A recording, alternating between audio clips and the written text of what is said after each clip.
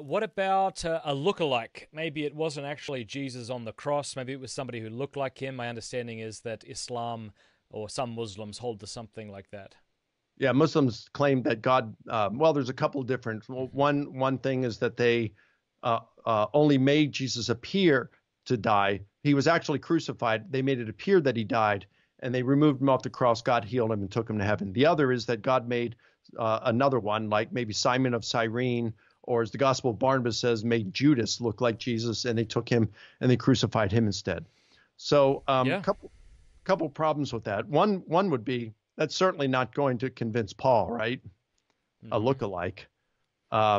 It wouldn't convince Paul. It could convince the others if Christ had then appeared to them, and we could just say Paul was hallucinating. And it's a lot more likely that one person hallucinates than a crowd does. Yeah, except with Thomas, they said that Thomas,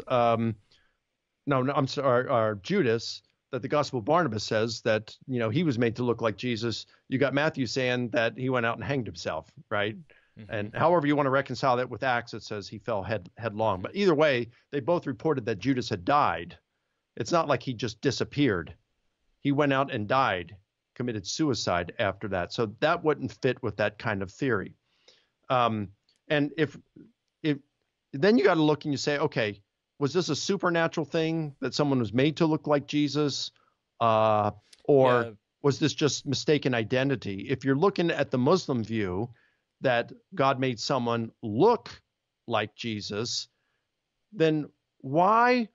We can understand why God would deceive the Jewish authorities, the Romans, but why would he deceive the disciples of Jesus and lead them to believe that Jesus had died for their sins and rose from the dead, and then build the largest religion in the world and the greatest defeater, the strongest defeater of Islam today?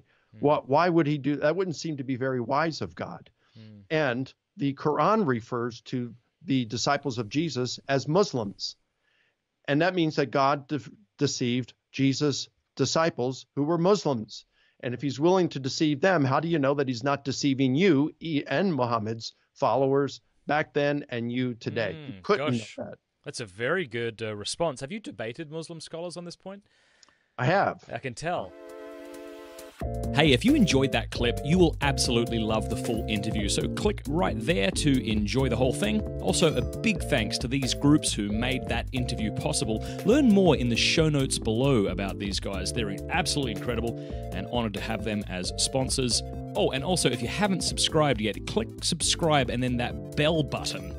That way YouTube will be forced to let you know when we put out more content.